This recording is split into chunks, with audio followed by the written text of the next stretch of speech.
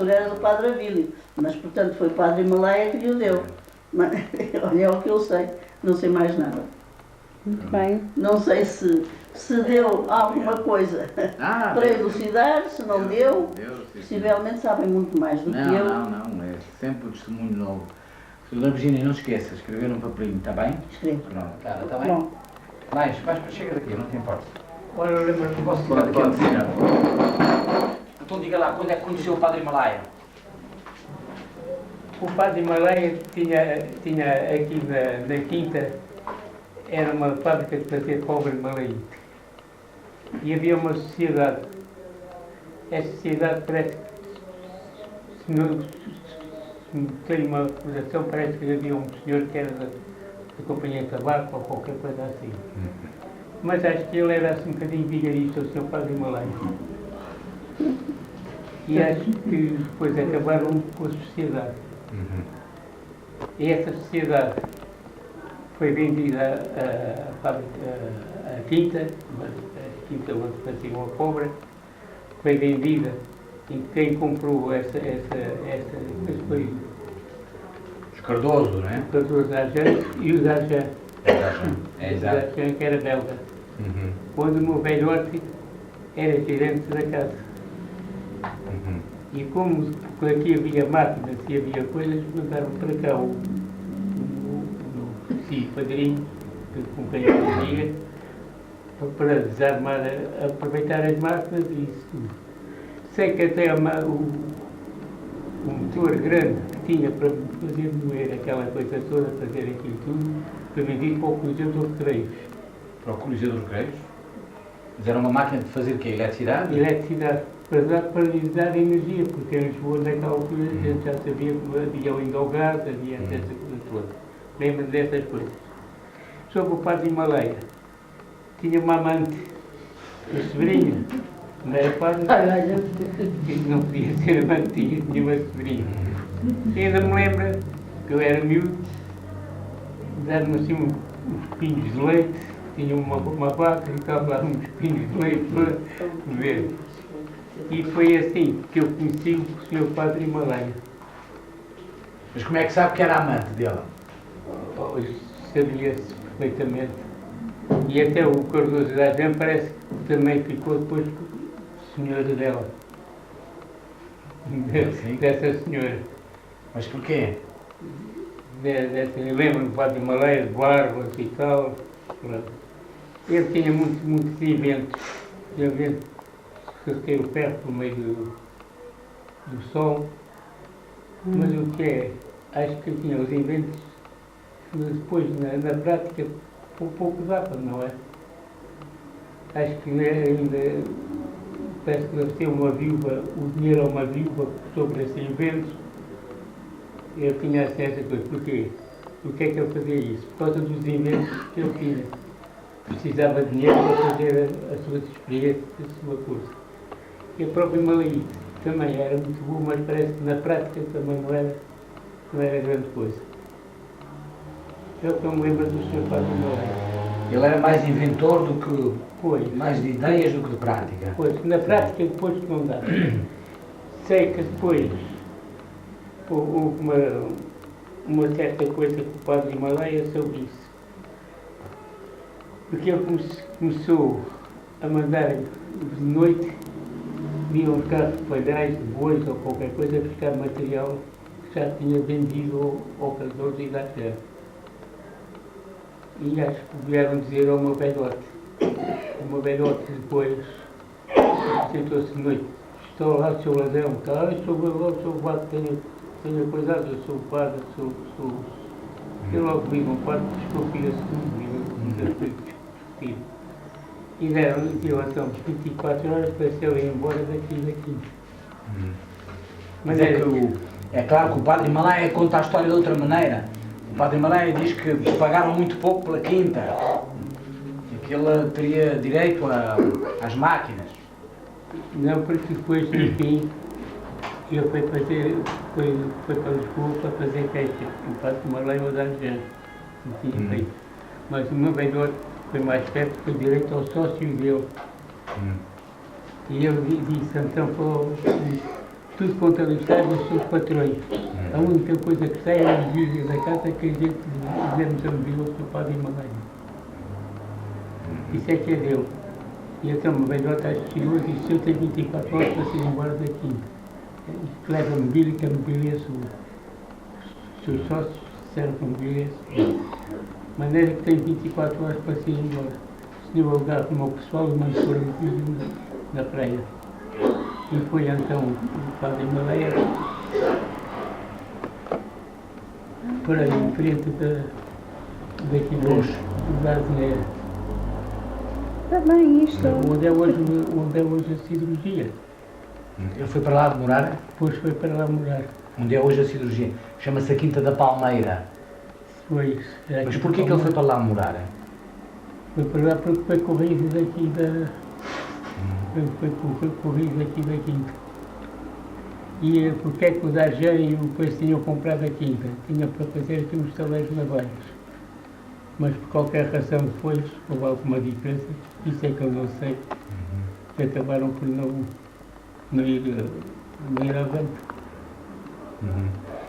O senhor por acaso não se lembra, por exemplo, dele tentar fazer chover com pólvora? Isso nunca ouviu falar? Não, lembro-me da pólvora Himalaíte e lembro-me de coisa que ainda teve baixo na exposição na tapada da ajuda ou qualquer coisa, a tal máquina, a tal coisa por meio do sol, era com lentes, esta coisa. Lá estava também uma coisa que não dava resultado. Mas como é que o senhor se lembra? Foi o seu pai que lhe falou? Pois, porque eu vivia com o velhote, não é? Foi quem me criou, que era o meu padrinho no batismo, e como não tinham filhos, eu sou natural de Sesimbra. Mas vim para Lisboa, para a casa deles, como não tinha filhos, e assim fiquei até me casar, até aos 27 anos. Por isso é que eu sei as voltas do padre Himalaia. Do padre Himalaia. Mas conheceu também a ele, diretamente, o padre Himalaia. O senhor conviveu com o padre Himalaia, viu? Pois vi. Estou a dizer que da sobrinha e essa coisa toda, lembro que tinha uma vaquinha e lá me dava um sopinho de leite, às vezes, a vaquinha, essa coisa toda, lembro muito bem. Mas, por exemplo, ele viveu com a amante aqui durante muitos anos? Ou... Acho que isso é que eu não sei. Sei que quando estava aqui na Quinta que vivia, era a companheira dele. E mais tarde soube que o Eduardo Gomes Cardoso, depois ficou com, lá de uma maneira, lá ficou com a amante, parece. Isso é que eu não sei bem de certeza. Uma parte ideia de depois talvez dizer isso. É que eles foram para a Damaia. O senhor já conhece a história depois? Foi para a Damaia? Depois já não sei. E então, diga-me uma coisa, como é que o padre Himalaia, aqui disseram-nos que ele tinha um carro, que até tinha feito um carro com motor, não se lembra disso? Tinha um motor. E, por exemplo, nunca ouviu falar na tentativa que ele queria fazer com as marés, o motor para as marés, e aproveitar as marés. Eu sei que ele tinha muitos inventos. E segundo dizia-me o meu velhote, e ouvia as conversas, é que na prática depois não dava um resultado. Por exemplo, essa máquina de reter o ferro por meio do sol, está muito bom, mas veio uma nuvem e cobre o sol, pronto, ficava a coisa por reter, não é? Sei que sempre na tapada da ajuda, esse invento. Foi para a América? O invento também foi para a América? Foi para a América. Olha, ele também andava metido com coisas de guerra, não sabe de nada, umas máquinas para os submarinos e um canhão, nunca ouviu falar num canhão? Um canhão. Mas isso não posso dizer nada de não. Diz que fazia um canhão e que os alemães aproveitaram aquele canhão, nunca ouviu falar nisso. Não, isso não. O senhor ouviu falar numa empresa que havia ali ao lado, que era a empresa Harold, que havia lá um alemão chamado Albrecht von Koss. Não se lembra dessa? Sr. Pedro Sormanha, então, mas há aqui um pormenor que eu gostava de saber. Porque toda a gente dizia que ele vivia com a sobrinha mantizado, ou como é que era? Porque ele realmente, ele era um padre que dizia que os padres se deviam casar, mas a gente não tem, como é que é? Eu sei que vivia com ela, sei, isso lembra muito bem. Até me lembro do tipo parece-me em cima dele, a gente não, às vezes não sei onde é que põe os óculos e eu lembro-me de coisas que ficavam gravadas. Que era uma tipo assim forte. Chamava-se Rosa. Pois. Rosa Cerqueira. Uma rapariga assim forte. Isso é que me lembra. E portanto sabia que ela vivia com ele? Sabia isso, e sabia que estavam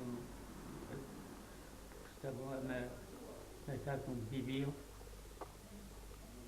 E diga-me lá uma coisa, mas porquê que o senhor diz que o seu pai dizia que ele era um bocado vigarista? Porquê?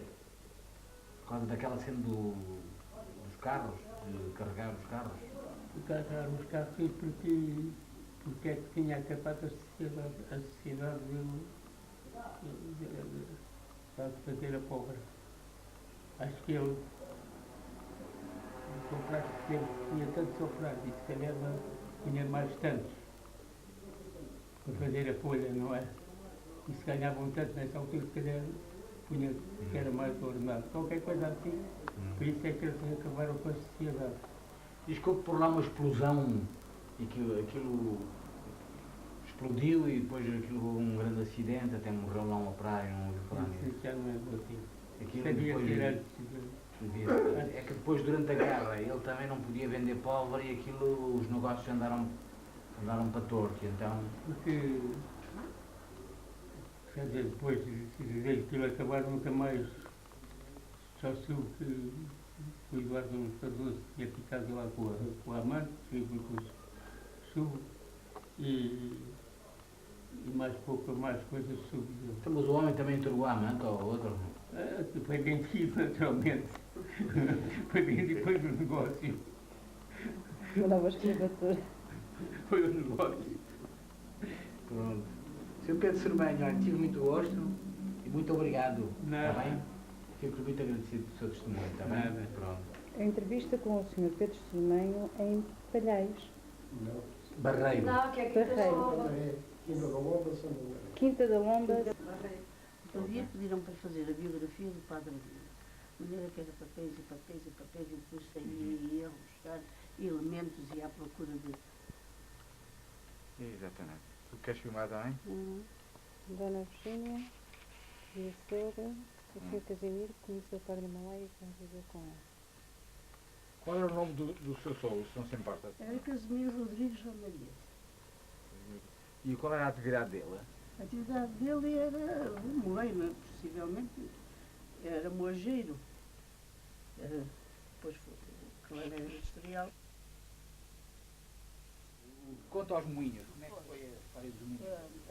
O moinho já existe há bastante tempo. Creio que depois do tempo do Brancampo e do Alentejo.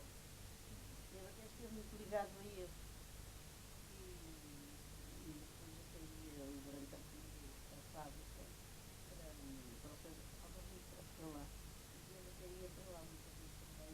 E acho que, segundo constava, que ele também um ativo na preparação de lá, fazerem aqueles moinhos, aquilo tudo que ele pediu ali também. Aqui, ele dizia, se vocês fizessem caldeira bem grande, não é? Estamos a fazer aqui uma caldeira grande. Quando a maré está baixa, tem a água à mesma, porque quando ela está viva, vocês abrem as comportas e depois passa a ser a água movida ao contrário. Enche a caldeira, abrem as comportas quando a maré estiver baixa, a água vai correndo e movem-se da mesma maneira. E então foi isso que ele explicou, pôs em prática e de facto deu resultado. Mas ele pensava num motor grande para dar energia elétrica, não é? Sim, sim. Ele dizia mesmo até que a própria água do mar vinha um dia mais tarde, eu já cá não estou, mas vocês vão ver que isto vai dar muita energia ainda.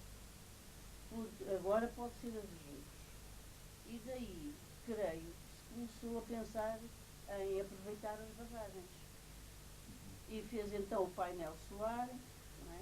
Também dizia, o mundo, o universo é rico em energia. Portanto, tanto na Ulha Branca como no Sol, não é?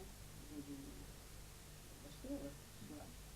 De maneira que, então, fazia os sistemas, ele até fazia na praia com o pauzito e aquilo tudo na areia, e fazia. Mas eu disse, bom, aquilo para mim era chinês, mas para ele aquilo tinha um valor, e depois já disse, estás a perceber tudo, estás a perceber que ele só tinha um homem lá com ele, não era uma pessoa que se passeasse assim por aqui, não era assim, era muito comunicativo e até expansivo com as pessoas que conhecia, que veras conhecia, mas com quem não conhecia muito bem ou não queria conhecer, porque ele não se dava muito a vivência por aqui. E então, nessa altura, ele não era uma pessoa que andasse por aí, que comunicasse muito. Isolava-se muito de lá, a ponto de a maior parte da população enviou para ali muitos anos e mal o conhecer, não é? Porque nem foi muito conhecido. E daí o verem de noite é que ele fazia as experiências, o chamarem àquele sítio 7 portais das bruxas.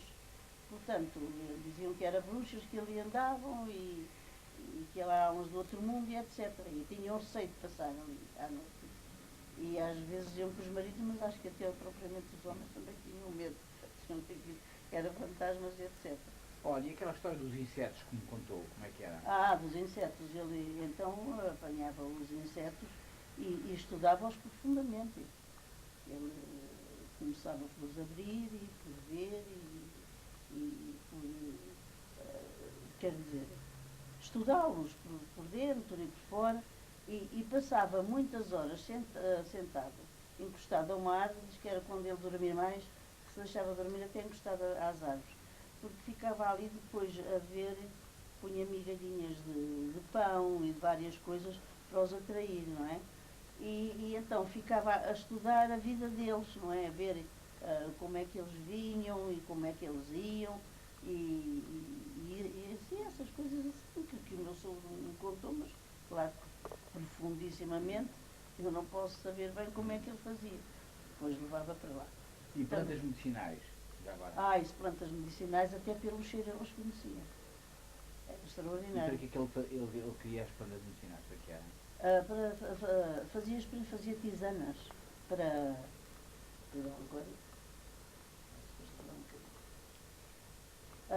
Fazia tisanas para medicamentos para ferimentos, para dores, até uns plasmas para dor de cabeça, para porem uma espécie de compressas, eram paninhos de altura. E então, quando via a cabeça, punha para chás, para prisão de ventre, para várias coisas. Ele tinha, e às vezes apanhava uma erva, andava, e o meu sogro dizia, eu nem sei, porque aquelas ervas nós dávamos-lhe um nome, mas ele acabava às vezes por lhe dar outro. E dizia, tu nem sabes como esta erva tem valor. Olha, cheira. Eu às vezes quase que não notava o cheiro, porque estava muito habituado, não é? Também a andar no pinhal, o meu sogro era caçador e tudo mais, mas eu estava muito habituado a andar no pinhal. E ele não dava, ele dizia assim, não te cheira a nada. Então não tem cheiro. Olha, que isto cheira assim. Isto é bom para isto e para isto. Até pelos cheiros, ele descobria a serventia medicinal que aquela planta podia ter. E diz que, na verdade, ele fazia coisas quando às vezes as pessoas se portavam, se magoavam, como aconteceu até ao meu sogro, que uma vez que fez uma esfoladela muito grande numa perna e que tinha varizes e a variz começou a sangrar. E ele até que lhe estancou aquilo e com umas ervas que encontrou, fez-lhe um plasma e aquilo passou quase rapidamente. Pois. Olha, e a utilização dos explosivos, sabe alguma coisa sobre isso? Sei que ele perfurava, fazia os explosivos e perfurava a terra e há uma outra coisa que ele dizia. Isto, um dia também fazem para aí às vezes demolições, é preciso estar a ver. Com uns explosivos faziam uma demolição aí assim numa perfeição. coisas que o meu sogro nem percebia, nem vinha a pensar que realmente isso viesse a dar, não é? Eram coisas tão